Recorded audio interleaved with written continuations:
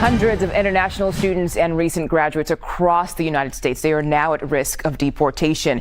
We've seen the Trump administration revoke student visas in their effort to crack down on immigration. In recent weeks, Secretary of State Marco Rubio said many of the targeted students are, quote, lunatics who have participated in pro-Palestinian protests or activity.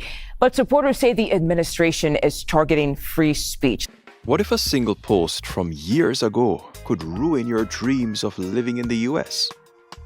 In 2025, social media is now a critical part of the immigration process, and the Trump administration's policies have made it easier than ever for your past online activity to land you in serious trouble. In this video, we're diving into the social media-related risks for Caribbean travelers, from increased scrutiny over social media to the very real dangers of visa denial, deportation, or even cancellation of permanent residency. Watch until the end as we dive deep into the evolving landscape of US immigration policies, real-life implications for visa holders, and tips to protect yourself from costly mistakes. Let's get started. Back in 2016, USCIS established a dedicated social media division, marking the beginning of institutionalized social media vetting in the US. In 2017, during Donald Trump's first presidential term, the Department of State proposed implementing protocols and procedures to, quote, ensure the proper collection of all information necessary to rigorously evaluate all grounds of inadmissibility or deportability or grounds for the denial of other immigration benefits. Then, in 2019, DOS announced that all non-immigrant visa applicants need to provide social media accounts used within the last 5 years of their application. The specific request on the Form DS-160 included 20 social media apps, including YouTube, Reddit, LinkedIn, Instagram, and Facebook. However, private info like passwords was not required. Fast forward to January 2025, in President Trump's second term, Executive Order 14161 expanded the screening policies to protect the country from, quote, foreign terrorists and other national security and public safety threats. In March, the Department of Homeland Security announced plans to collect social media information on 9 different immigration forms to follow the new executive order. These forms include applications from becoming a U.S. citizen, travel, changing your immigration status, asylum, refugee status, family-based refugee or asylum claims, removing conditions on your residency, and petitions from investors to remove conditions on their residence. In fact, U.S. immigration officers are now sifting through social media posts, looking for any red flags. For Caribbean travelers and visa holders, this means your political opinions, travel photos, and even harmless jokes could be used against you. Denied entry, cancelled visas, and deportation are all on the table. According to a USCIS estimate, this policy would affect over 3.5 million applicants every year. So, what are the risks for Caribbean visa holders? Well, if you're an F, J, and M visa holder, you need to listen up.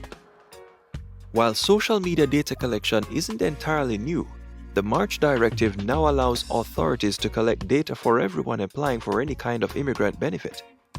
People who have already been vetted quite thoroughly can be retroactively brought under increased scrutiny. Given the situation in the Middle East and the trade war with China, international students and their social media are under a magnifying glass. Skilled workers and STEM OPT applicants are not exempt either. Free speech advocates and organizations like the Foundation for Individual Rights and Expression claim that the Trump administration is, quote, formalizing censorship practices. Since any post poking fun at a U.S. foreign policy decision can be construed as misaligning with American values, it's better to avoid controversial statements on public social handles. If you dream of obtaining American citizenship one day, measuring your words on social media can go a long way, at least until there are any developments on the political front. The first draft of a travel ban list includes countries like Cuba, Haiti, Antigua and Barbuda, Dominica, St. Kitts and Nevis, and St. Lucia, which raises concerns for Caribbean travelers heading to the US. With the new social media restrictions, it's even harder to navigate. Posts on new feeds, online comments, trending hashtags, or live-streamed protests. Any of these could put you in hot water. By the way, if you think this video is helpful, please like it and subscribe to our channel. Thank you. When it comes to your social media, there are a few red flags you'll want to steer clear of. For one, make sure your information is consistent across all platforms. For example, claiming to be single on social media while applying for a marriage-based visa can lead to your application being rejected. The same goes for discrepancies between your LinkedIn profile and the details on your official forms. This can raise suspicion and create problems. Another major issue is any form of extremist activity. Supporting violence, terrorism, or criminal behavior online can quickly make you a national security target, leading to deportation or even prison time in extreme cases. Lastly, while it's important to voice your opinions, criticizing U.S. immigration authorities could also backfire. Even if your criticism is justified, it gives them an excuse to deny your application, and they have plenty of ways to do so. So, what can you do to avoid getting into hot water with U.S. immigration authorities? Here are some practical tips for managing your social media presence. First, maintain a professional image.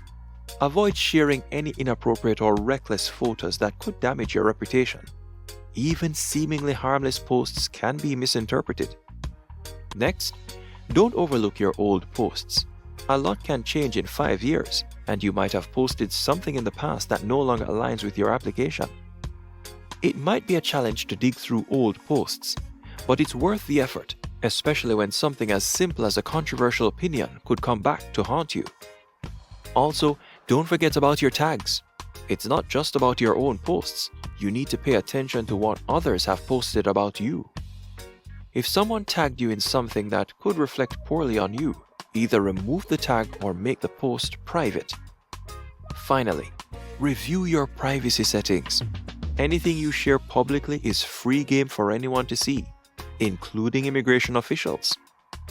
Take the time to adjust your settings and ensure your posts are only visible to those you trust. What if, despite all these precautions, you get flagged by authorities? If that happens, don't panic. It's not the end of the world. Here's what you can do. Stay calm and cooperate.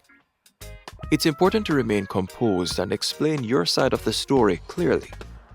Panicking or becoming defensive will only make the situation worse, so stay cool and cooperate with the authorities. Make use of your documents. You've probably heard it a million times, but documentation is key. This is the moment to put all your paperwork to work. Your documents can help support your claims and clarify the situation, so make sure you have everything in order. Notify someone. If you're in a tough spot, having someone on your side can make all the difference. Whether it's a lawyer or a well-informed family member, contact them immediately. They can help guide you through the process and provide support. Know your rights. Having an attorney by your side is the safest route, but it's also wise to do some research and understand your rights. Knowing what you're entitled to will help you navigate any tricky situations that might arise.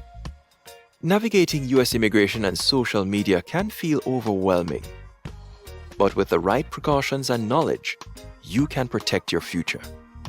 Stay vigilant, be mindful of what you share, and remember that every challenge is an opportunity to learn and grow. The road ahead might have some bumps, but with careful planning, you can secure your dreams and move forward with confidence. Share with us. Have you ever worried about your social media affecting your immigration process? Or maybe you've had a close call with U.S. immigration authorities. Share your thoughts and experiences. Let's get the conversation going.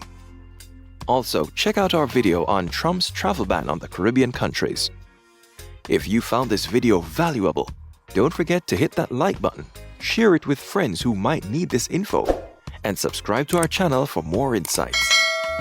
Make sure to turn on the notification bell so you never miss an update.